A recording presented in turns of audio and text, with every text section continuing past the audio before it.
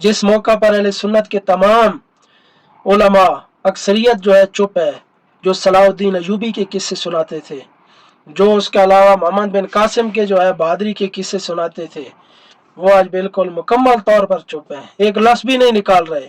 क्यों? क्योंकि कहीं वो भी ना पकड़े जाएं, उनके आस्थाने बंद ना हो जाएं, उनकी जो है कमाई बंद ना हो जाए, चंदे बंद ना हो जाएं। तो आज जो खड़े नहीं हो रहे तो हम उनको कैसे माने, हम उनकी तकरीरें, उनकी नाते कैसे सुने? इस मौका पर जो जुल्म के खिलाफ आवाज नहीं उठा सकते, तो कल आसान वक्त आने पर जो है वो कैसे हम उन लोगों की तकरीरें सुने, उन पर यकीन करें? उस वक्त भी इंशाल्लाह हम हाफिज साद रिजवी, अनस रिजवी और तहरीक लबैक के कायदीनों कारकुनान की बातें सुनेंगे। हमें कोई गर्ज नहीं है इन लोगों से जो इस वक्त भी जुल्म के खिलाफ नहीं बोल रहे।